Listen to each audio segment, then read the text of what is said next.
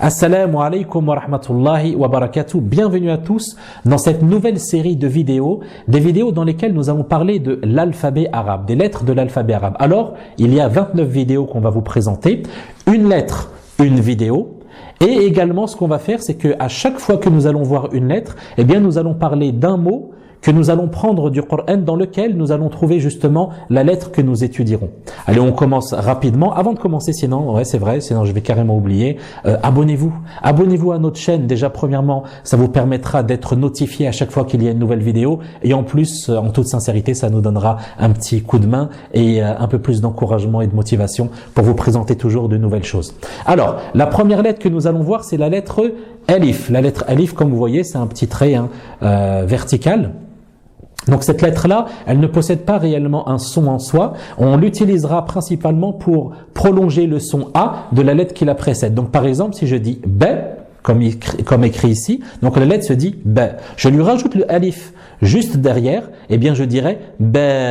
Donc vous voyez là, j'ai prolongé le son A. Pourquoi? Parce que j'ai rajouté le alif. Alors cette lettre, on la trouve énormément dans le Coran, c'est une lettre qu'on utilise énormément dans la langue arabe.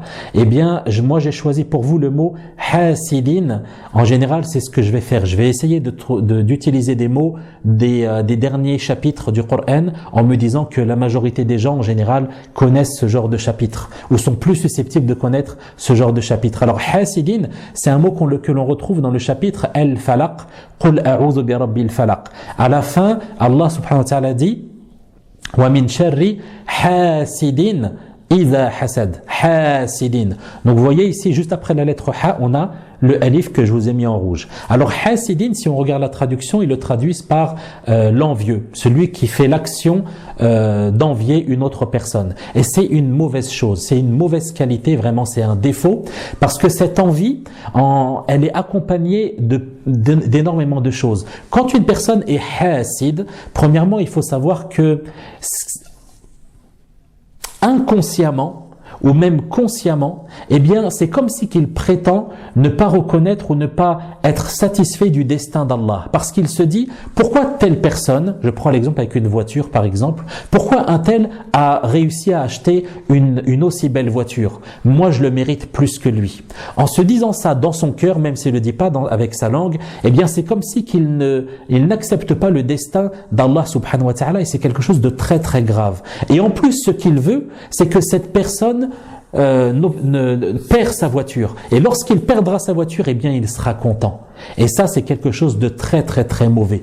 Contrairement à un autre mot qui se dit el-ribta, el-rabit. El-rabit, c'est justement celui qui est envieux, mais avec de bonnes qualités. C'est-à-dire que il désire ardemment ce que autrui a réussi à avoir de la part d'Allah subhanahu wa ta'ala, mais pas par jalousie mauvaise. Plutôt, il le désire sans que il est content pour autrui, donc il est content pour l'autre, al-rabit, différent de al-hasid, il est content pour autrui, il accepte le destin d'Allah et il aimerait lui aussi obtenir cette chose-là sans que l'autre ne perde ce qu'il a obtenu de la part d'Allah subhanahu wa ta'ala. Donc on voit bien ici qu'on a deux genres, deux styles d'envie. Al-hasid, l'envieux, ça c'est très mauvais. Par contre, al-rabit, sur cela, il n'y a pas de mal. Donc voilà pour cette première lettre. Barakallahu fikum. Et aussi, si vous l'avez pas encore fait, vous savez que l'arabe facile a plusieurs livres. Et parmi les livres qu'elle propose, il y en a un, c'est celui-ci. Celui-ci, c'est apprendre à lire et écrire l'arabe simplement en 3 étapes. Eh bien, ce livre-là, sachez que on vous l'offre. L'arabe facile vous offre ce livre. C'est pas une blague, le livre est gratuit. Alors pour l'avoir, c'est simple. Il suffit soit de cliquer sur le lien sous la vidéo, ou encore, regardez juste là-haut, il y a un petit i qui s'est affiché. Eh bien, de cliquer sur le i là-haut à gauche.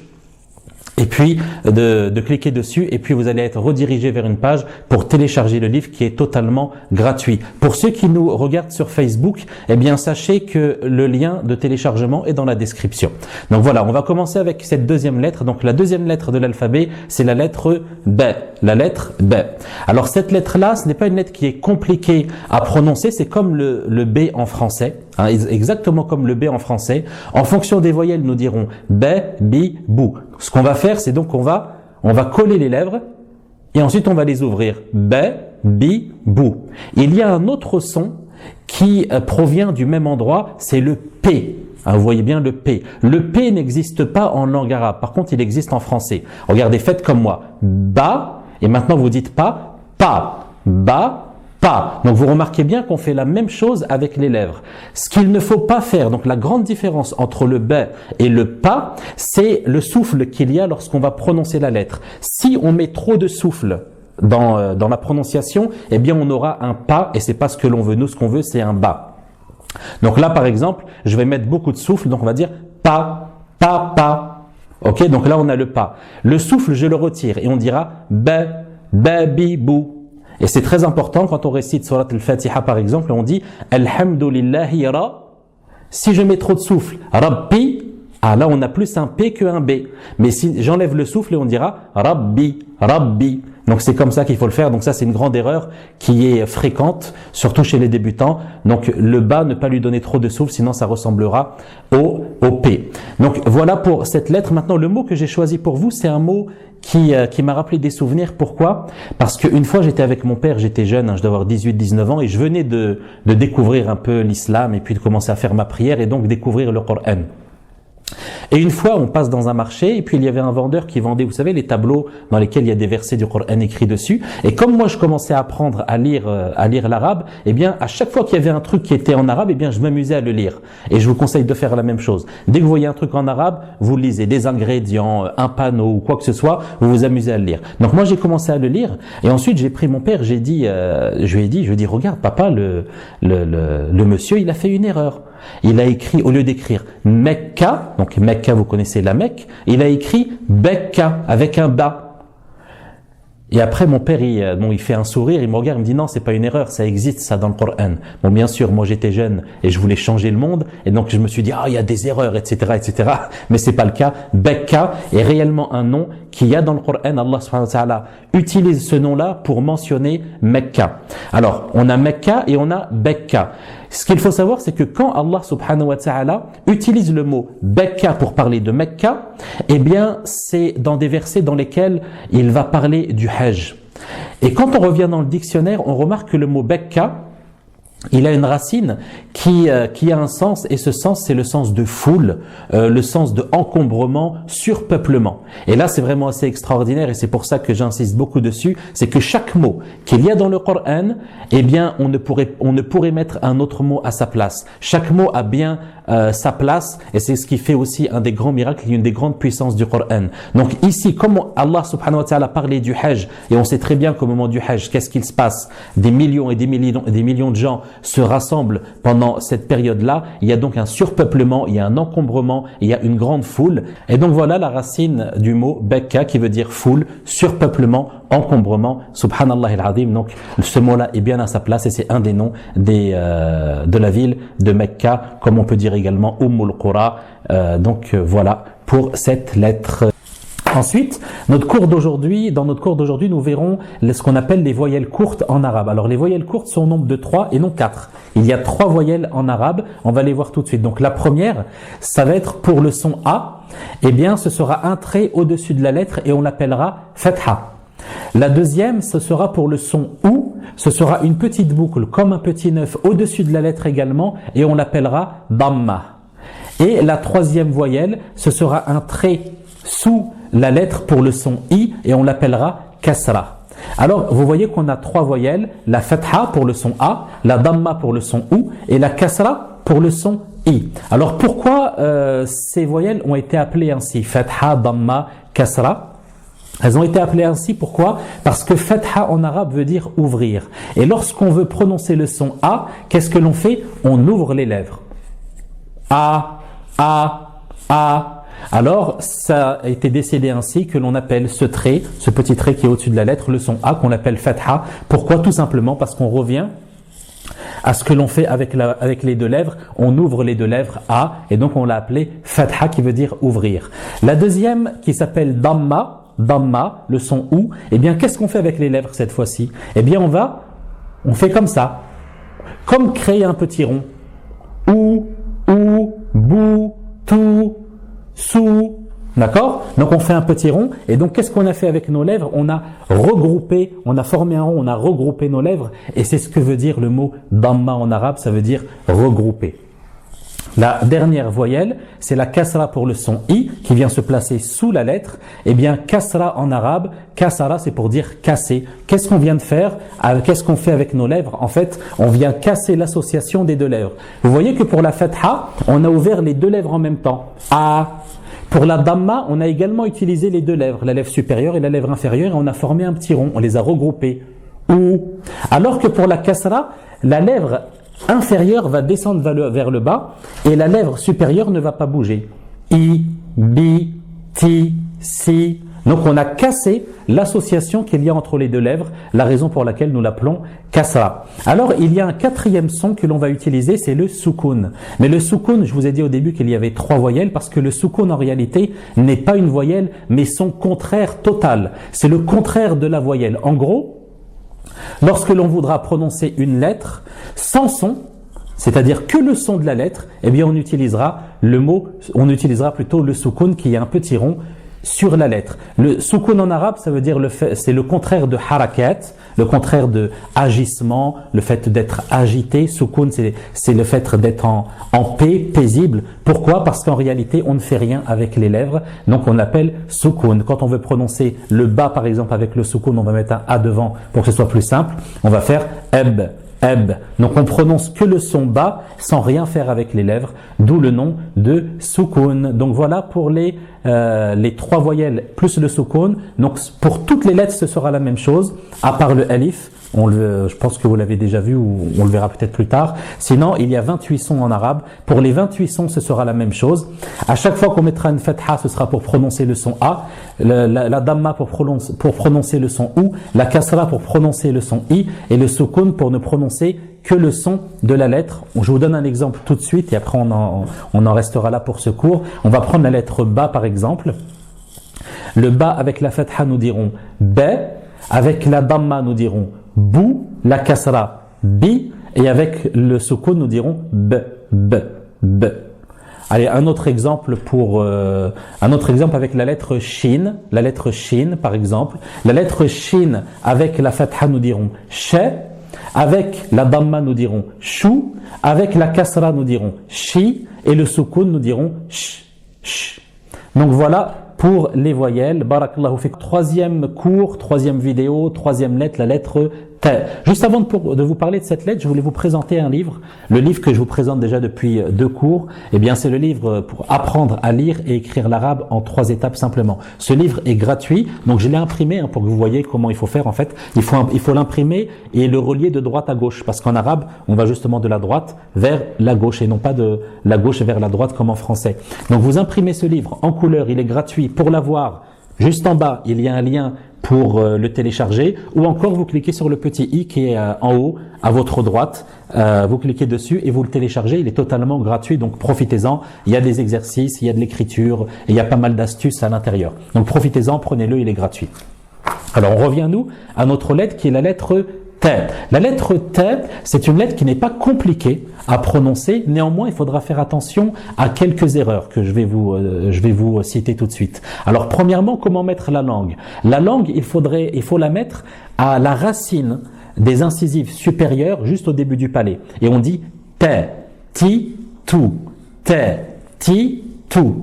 Alors, la première grosse erreur qu'il ne faut pas commettre, c'est de la rendre emphatique. Effectivement, la lettre T est une lettre amincie, une lettre légère, on dit T.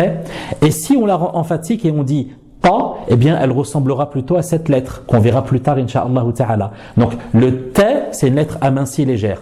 Ta, eh bien, c'est une lettre qui est emphatique. Donc, faire la différence entre les deux.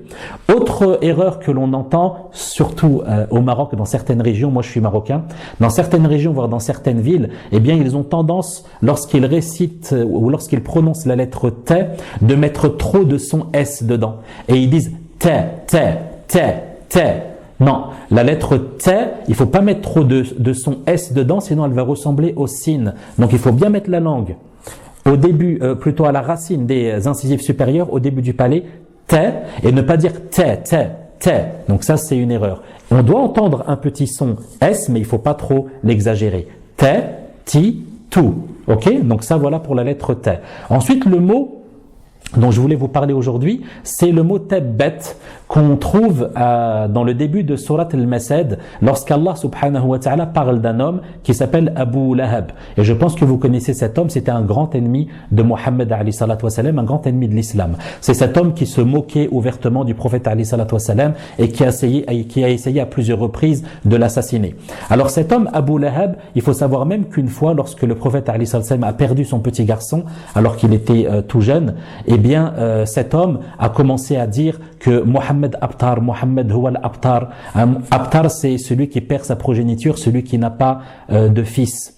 Et on sait qu'avoir un fils à cette époque-là et encore aujourd'hui, c'est toujours un honneur pour l'homme. Donc il se moquait de lui en disant cela. Donc c'était un ennemi de l'islam. Allah subhanahu wa ta'ala, alors qu'il était vivant, a descendu sur Mohammed alayhi salatu salam ces versets-là. Tabbat yada abi lahabin wa tab. Tabbat, c'est pour dire périr ou encore perdre. Périr ou encore perdre. Halakata ou bien khasirata, ça ce sont deux synonymes qu'on peut retrouver pour tabbat. Donc tabbat yada abi lahabin wa tab. Tabbat yada, yada ce sont les deux mains. Donc les deux mains de Abu Lahab, eh bien elles sont en perdition, elles vont perdre. En fait, toutes les actions, tout ce qu'il essaiera de faire contre l'islam, eh bien sera vain. Ce qui est intéressant ici, c'est le miracle qu'on retrouve dans ce verset. Quel est ce miracle? C'est que subhanallah, lorsque vous avez un ennemi et que cet ennemi nuit et jour fait tout son possible pour vous démentir, pour rendre votre message vain et dire qu'il est faux. Il était vivant lorsque ces versets sont descendus. Il aurait fallu par exemple à cet homme simplement de se mettre devant la Kaaba, d'appeler les gens, les gens, je témoigne aujourd'hui que Mohammed est le messager d'Allah et je témoigne également qu'il y a un seul Dieu et sans associé. Il aurait fait cela, il aurait démenti les versets qui étaient descendus sur Mohammed alayhi salatu salam. Mais même cela, il ne l'a pas fait parce qu'il en était incapable. Et ici, on retrouve un grand miracle du Coran, subhanallah al-azim, subhanallah wa bihamdih. Autre chose, petite astuce, vous voyez ici, tabbat, il finit avec un ta sur lequel il y a un soukoun. Un ta qui est ouvert sur lequel il y a un soukoun. Eh bien, en arabe, de manière générale, lorsque vous verrez un mot qui finit avec un ta, avec un soukoun, eh bien sachez que ce sera un verbe.